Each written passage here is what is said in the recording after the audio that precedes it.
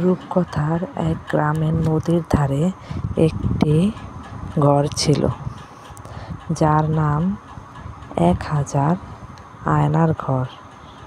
সেই গ্রামে সুন্দর হাসিমাখা মুখের একটি ছোট্ট মেয়ে ছিল। মেয়েটি একদিন তার বাবা মার মুখে শুনতে পায় তাদের গ্রামের আয়নাঘরের কথা। এর আগে মেয়েটি কোনোদিন ঘর থেকে বের হয়নি। সে প্রকৃতি দেখেনি কোনো বাস্তবতা। তো সে একদিন চিন্তা করল যে সে ওই আয়নাঘর দেখতে যাবে, কিন্তু একা একা যেতে সাহস না হওয়ায় সে তার সমবয়সী আরেকটি মেয়েকে সাথে নিয়ে গেল।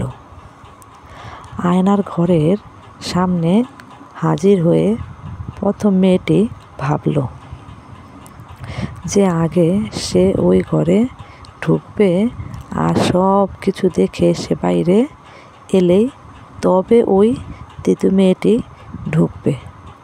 কথা মতো প্রথম মেয়েটি ওই মেয়েটিকে ঘরের ভিতরে ঢুকলো। ঘরে ঢোকার সাথে সাথে আশ্চর্য সব রঙিন কারুকাজ দেখে মেয়েটির মুখ আনন্দে ভরে উঠল। সে আস্তে আস্তে এগোতে সেই 1000 আয়নার ঘরে প্রবেশ করল। ঘরে ঢুকেই তার চোখ ছানা ভরা। মেয়েটি দেখল সেখানে ঠিক তার মতো দেখতে আরও 1000 মেয়ে হাস্যোজ্জ্বল মুখে তার দিকে তাকিয়ে রয়েছে। সে যা করছে বাকিরাও ঠিক তাই করছে। মেয়েটি এবারে সব কিছু দেখে অনেক মজা পেয়ে বাইরে চলে এলো এবং তার সাথীকে সব ব্যাপার খুলে বলল এবং বলল যে এমন সুন্দর জায়গা আমি আগে কখনো দেখিনি। সুযোগ পেলেই এবার থেকে আমি এই জায়গায় চলে আসব। সব কথা শুনে এবারে দ্বিতীয় মেয়েটি কিছুটা ভয় মন নিয়ে ঘরের ভেতর ঢুকলো।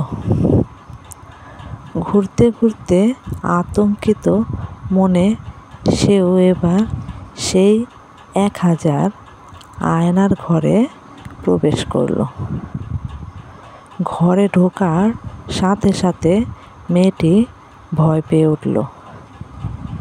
ভয়ে মুখ ফ্যাকাশে হয়ে গেল। আতঙ্কিত হয়ে উঠল চোখ।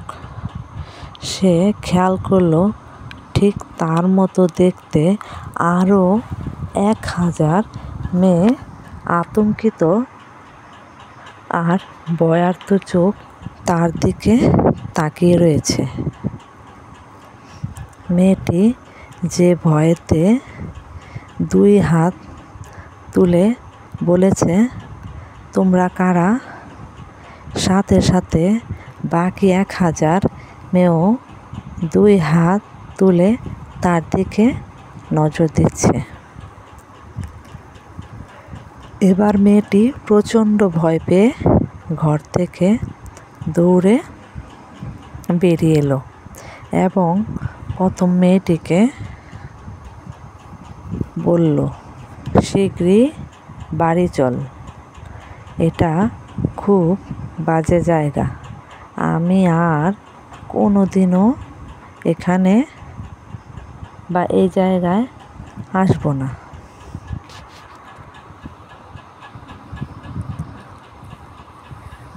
এই গল্প এখানে শেষ। এটা একটা শিক্ষণীয় গল্প। এই গল্পের শিক্ষণীয় বিষয় হচ্ছে জীবনটাও একটা আয়না স্বরূপ। আপনি যেভাবে জীবনকে দেখবেন সেও ঠিক সেভাবেই আপনার কাছে ধরা দেবে। যারা সাহসিকতা, ভালোবাসা, উৎসাহ, জয় করার অদম্য ইচ্ছা নিয়ে সামনে এগিয়ে যায়, জীবন তাদের কাছে অনেক সহজ ও আনন্দময় হয়ে ধরা দেয়।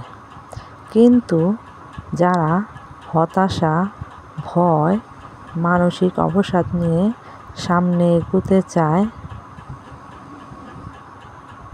তাদের চোখে সাফল্য যেন মরীচিকা। জীবন হয়ে ওঠে ক্লান্তিকর, বিষণ্ণময়।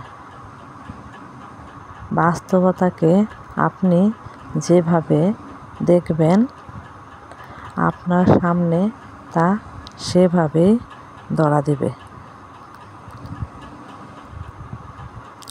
এটাই এই গল্পের মূল কথা।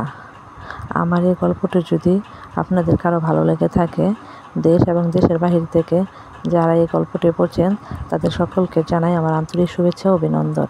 প্লিজ আমার চ্যানেলটিকে সাবস্ক্রাইব করে একটা লাইক এবং একটা কমেন্ট এবং একটা শেয়ার করে আমার পাশে থাকবেন, আর চ্যানেলটিকে সাবস্ক্রাইব করে দেবেন।